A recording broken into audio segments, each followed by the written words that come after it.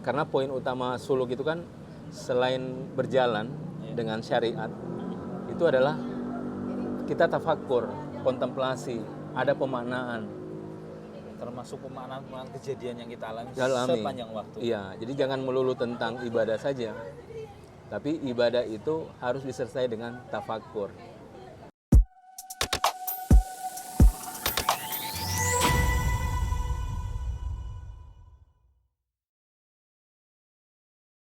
Kita kan kemarin nemu kedai ini sangat tidak disengaja. Maksudnya kita muter-muter, malah yang unik, malah ada yang mau datang kita kasih mapnya rumah sakit. Eka Hospital. Kemarin Bang Hendra bilang, ya udah kita ke Eka Hospital. Udah gitu Eka Hospitalnya di-share ke Mas Asam. Mas Asam. Kan kaget, masa kita mau ngopi di rumah sakit ini? Tapi ternyata itu seperti sebuah kalau bahasanya itu sebelum sampai ke suatu tempat kita transit. Ya. Kita transit di mapnya Eka Hospital, kemudian kita menemukan kedai yang bahkan di 2 hari ini kita ada di sini. Bisa melakukan ya ketemu lagi. Mudah-mudahan nanti ada yang bisa kita ini. Dan kemarin memang ada yang tertinggal, Ustaz. Kedainya kedai kopi O. Dan Ustaz spoiler nih, sedang menerjemahkan Masnawi. Iya. Di akhir bait Ustaz bilang, saya sedang sedang menerjemahkan tentang desahan. Iya. Nah, mungkin bisa cerita, Ustaz. Jadi kalau kita masuk ke Rumiyah Masnawi, Iya. di situ kita akan banyak menemukan kata oh. Oh iya. Oh, andai dirimu oh. Jadi oh itu kan bisa dalam pemaknaan ketakjuban. Oh, betapa indah dirimu itu kan. Bisa juga dalam pemaknaan derita. Oh, betapa pilu hidupku dan seterusnya. Nah, sehingga terakhir kemarin saya nerjemahin Masnawi yang Jilid 3 di sudah 4.200-an atau gitu. Nah, itu ada kebetulan kata desahan keputusasaan. Nah, gitu. Ini hampir mirip kayak putus asanya kita nyari warung kopi. Iya, betul. Ini kok nggak dapet gitu. Udah katanya ke dekat Eka Hospital, muter-muter juga nggak dapet. Sampai kemudian benar-benar ketemu kedai kopi Oh. Kedai kopi Oh. Itu bagi saya sebuah hal yang menarik. Kita bisa memaknai itu gitu. Kita bisa menemukan Tuhan di pencarian kedai kopi. Nah, itu. Iya kan? Kalau kita menyadari bahwa nggak ada yang, maksudnya kita ketemu pasti sudah diatur. Iya. Seperti Ibnu Arabi ngomong tentang siapa yang akan baca khusus, saya sudah tahu. Iya. Itu kalau ditarik ke situ, Ustaz, ada pemaknaan apa, Ustaz? Kayak tadi, Ustaz, ini saya menyadari bahwa ini pasti dari Tuhan nih, kita duduk di sini, bahkan toh pembahasan ini sudah saya pasrahkan untuk tidak dibahas. Karena kemarin ternyata tutup lebih cepat ini. Iya. Tapi hari ini kita dipertemukan. Dan saya juga tidak tahu bahkan akan membahas spesial ini loh. Malam ini kita direkam. Dan bahas itu gitu. Itu saya pikir ada hikmah yang mudah-mudahan bisa saya terutama sama tentunya yang di belakang layar nih. Nah, ini dapat hikmah lah malam ini. Karena kata Ustadz di Mukadimah jilid ketiga, saya spoiler, hikmah adalah bala tentara Tuhan. Makanya malam ini harus dapat ini satu agar kita semakin banyak teman-teman. Iya. Ustadz. Jadi pertemuan itu kan sebenarnya kadang kita sadari, kadang kita tidak sadari. Betul. Jadi ada pertemuan yang tanpa kita sadari, ada yang pertemuan yang kita sadari. Kebanyakan kehidupan kita ini kalau perjumpaan itu sesuatu yang direncanakan, ya kan, sesuatu yang direncanakan. Nah, cuma yang menarik perjumpaan-perjumpaan yang direncanakan, tidak direncanakan itu, tapi dia seperti memberikan kita makna tertentu. Betul. Kayak hari ini kita bertemu, saya tidak rencanakan, meskipun kemarin ini ya ada kemungkinan. Gitu. tadi sudah mau berangkat pulang ke rumah, tahu-tahu teman Iya. WA dan WA, yuk ketemu Mas Fahmi. Saya putuskan ayo, gitu kan. Jadi mungkin ini tidak semua orang meyakini bahwa ada sesuatu pertemuan-pertemuan yang memang itu sudah diatur oleh Tuhan. Ya, mungkin tidak semua orang meyakini begitu. Betul. Gitu kan? Kadang dibilangnya otak-atik atik. Iya. Tapi sebenarnya tidak ada yang kebetulan di dunia ini. Dari kebetulan. Nah, makanya kita bisa berkata itu tidak ada kebetulan kalau pertama saya meyakini bahwa semua ini terkoneksi. Oke. Semua ini terkoneksi. Ketika kita terkoneksi satu sama lain, otomatis ada titik-titik yang kemudian menggerakkan dari satu titik ke titik lain untuk masing-masing bergerak. Khususnya satu frekuensi. Misalnya kalau ada titik-titik satu frekuensi, kalau saya gerakan di sini, otomatis di sini bergerak. Betul. Ya kan? Kayak gitu. Iya betul. Frekuensi seperti ini Garputala ya. Jadi semuanya ikut. Iya, oke. Cuma kan tidak semua masuk dalam frekuensi. Betul. Nah, mungkin orang yang mengatakan tidak ada kebetulan ya ada kebetulan. Iya, ada kebetulan. Karena memang meyakini bahwa ini bukan sesuatu yang terhubung, bukan sesuatu yang menyatu. Yang meyakini terpisah-pisah. Iya kan? Iya. Nah, kalau terpisah-pisah memang kehendaknya juga terpisah-pisah sehingga tidak ada yang disebut dengan semua bukan kebetulan. Iya, semua perjumpaan itu tidak ada yang kebetulan. Betul. Kayak gitu. Jadi pondasinya tadi Ustaz, Iya. menarik ya. Pondasinya kita menyadari bahwa semua terkoneksi. Semua terkoneksi. Hanya saja kita tidak melihat. Seperti kata di kaidahnya 40 kaidah cinta kan ada bahwa dunia ini terkoneksi dengan jaring yang tidak kita ketahui. Nah itu dengan jaring yang tidak kita ketahui. Nah, yang menarik dari jaring itu kan kita lihat ada jaring yang dekat, ada jaring yang jauh. Kalau jaring yang jauh itu kalau saya dentuman ketuk gitu kan, ketuk jaring jauh itu kan lambat dia untuk sampai ke sini. Iya, benar. Tapi kalau yang dekat, kalau sini otomatis dia langsung menyadari. Gitu. Menarik juga. Ini ya menarik. Seperti siang tadi saya masih merasakan nikmatnya pisang goreng di sini. Iya, itu sebuah hal yang unik dan kemudian kembali lagi dihadirkan di sini gitu. Seakan pisang itu memanggil, ayo kamu makan lagi gitu. Itu juga menarik. Jadi malam ini tuh ada dua yang memang satu semalam kemarin saya memang masih penasaran dengan kajian kenapa kita itu dari desahan, dan malam ini kita bisa bahas. Kemudian yang rahasia kedua adalah di siang tadi saya masih merasakan nikmatnya kita makan pisang goreng yang malam itu nggak habis. Kalau dibawa kan masih enak bisa dimakan gitu. Tapi ternyata memang rezekinya nggak dibawa, nggak saya bawa, tetap dibawa Ustadz sama teman-teman. Dan malam ini dihadirkan lagi. Jadi dan pisang goreng ini juga menarik. Nanti kita tunggu pisang gorengnya datang juga ini. Nah, itu gimana ini Ustadz? Yang masalah kita pindah tempat. Oh iya, benar. Khawatir dia nggak tahu kalau kita pindah ke atas. Oh iya. Tahu nggak? Harusnya tahu sih. Tadi kan saya naik ke atas pada saat pesan. Semoga nyampe. Itu nanti rezeki atau enggak nih pisang goreng juga. Kalau kemudian sampai akhir nggak ada pisang goreng. Nah, ini juga menarik karena Ustadz dulu saya sangat ingat betul pada saat kajian suluk untuk pemula. Kadang kita mikirnya suluk itu susah-susah gitu ya. Artinya suluk memang susah artinya, tetapi kita mikirnya kita bakal jadi sakti, bisa terbang gitu, atau mungkin bisa menggerakkan orang gitu. Tapi kemudian sangat ringan metaforanya yang dikasih Ustadz. Saya bilang, coba kamu misalnya seseorang suami yang ketika setiap hari istrinya menyiapkan teh, ada pisang goreng di sampingnya. Itu setiap hari. Lalu ada satu hari ternyata istri kamu udah menyiapkan pisang goreng dan kamu marah. Itu artinya kamu masih dikendalikan pisang goreng. Ini seakan menarik. Iya juga gitu. Ini nyambung nih Sat. Ini kita kesini jangan-jangan dikendalikan pisang goreng ya. Karena saya jujur siang tadi merasakan aroma nikmatnya dan ingin siang tadi. Dan alhamdulillah masih rezeki ya. Sekali lagi itu masih rezeki. Frekuensinya pisang goreng yang di sini. Sama yang jelas frekuensinya Maulana Rumi. Iya. Itu yang Maulana Rumi mungkin menghendaki kita membahas ini, Ustaz.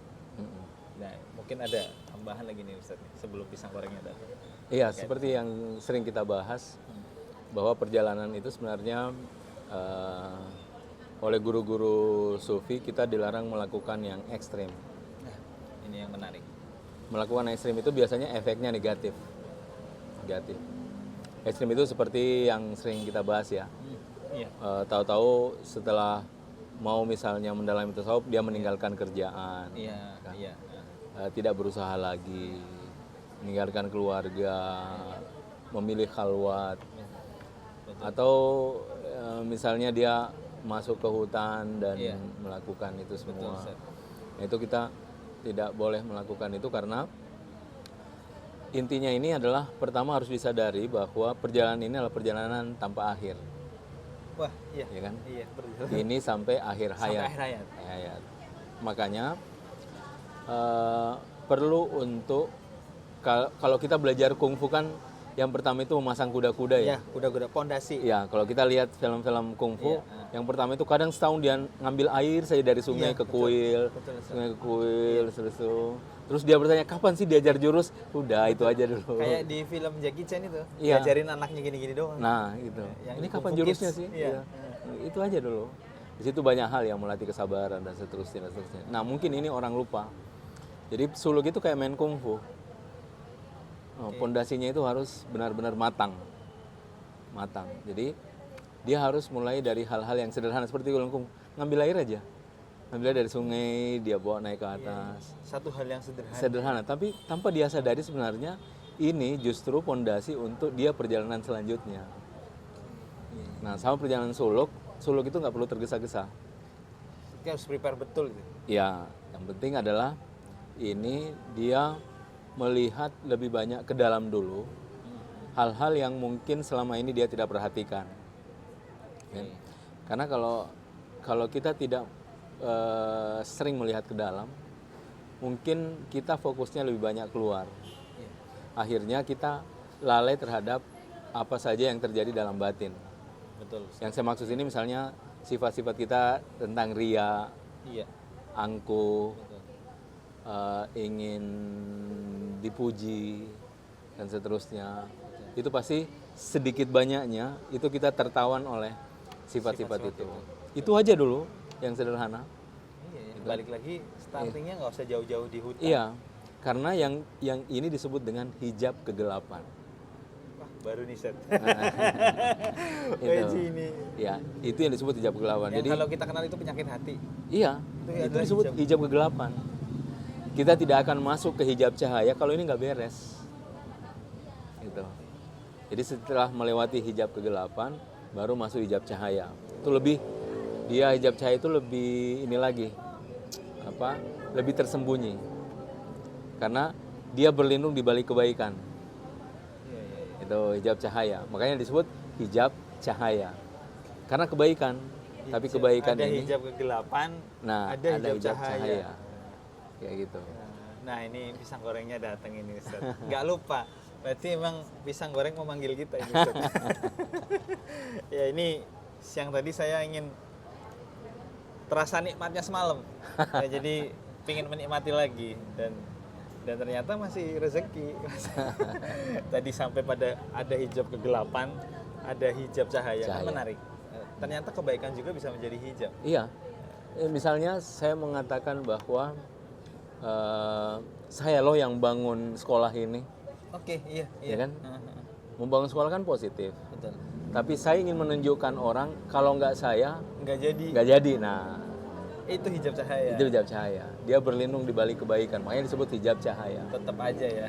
Tapi kita tidak akan menyadari ini kalau yang gelap-gelapnya dulu kita nggak selesaikan. Gitu. Makanya harus menyelesaikan hijab kegelapan, angku, ria, dan seterusnya. Itu semua yang harus diselesaikan. Ya, menarik sekali sih. Ini dua istilah baru, maksudnya seger ini mudah diingat. Mungkin konsep banyak dibicarakan dan hijab cahaya. masuk ke ini juga Ustaz. Ini saya jadi menyadari dari pertemuan kita yang kita harus sadari bahwa segala sesuatunya itu tidak ada yang kebetulan, kan ada frekuensi. Ini kebetulan juga, ya bukan kebetulan juga. Ini tadi pagi saya ngaji gitu ya. Dan pembahasannya adalah sebuah cerita dari Rasulullah, dari Sayyidina Anas. Sayyidina Anas tuh selama 10 tahun bersama Rasulullah nggak pernah bilang Iya. Artinya Rasulullah itu panutan kita tuh tahu betul bahwa segala sesuatunya ya kalau sudah terjadi berarti Tuhan berkehendak. Nah, itu yang seperti malam ini gitu kan. Iya. Artinya nyambungnya di hijab nih Ustaz. Nah, ini kan ada sesuatu yang harus terjadi. Hijab kegelapan ini apakah sesuatu yang memang dikehendaki Tuhan gitu. Jadi kehendak Tuhan itu tidak mungkin kepada hal-hal yang negatif. Kehendak Tuhan itu tidak berlaku kepada hal-hal yang buruk. Kenapa? Karena Tuhan itu hakikat kebaikan. Tuhan itu kebaikan mutlak, keindahan mutlak. Dia maha bijaksana, maha mengetahui dan seterusnya. Sehingga kehendak Tuhan itu tidak akan berlaku kepada hal-hal yang negatif dan buruk. Kaidahnya, yang tak punya tak mungkin memberi. Karena Tuhan tak punya keburukan, dia tidak mungkin memberikan keburukan. Oke. Iya, ini menarik ya. Nanti di replay kita catat ya. Saya biasanya kalau Ustaz lagi jelasin, saya itu pegang buku. Soalnya kayak tahu ini direkam, nanti saya tinggal tonton lagi. Gitu. Ini nikmat banget tuh. Ini Ya. saya selalu di akhir setelah Ramadan, saya kemudian Syawal, saya selalu bilang bahwa saya menikmati hidangan dari Tuhan. Seperti ketika Ustadz ini baru di tanggal berapa kemarin ya? 5 Mei ya? Iya. 5 Mei ke Tegal. Dan tidak dalam jangka waktu yang lama saya ketemu lagi. Iya. Dan bahkan lebih cepat lagi malam ini. Hanya dalam waktu 1 hari.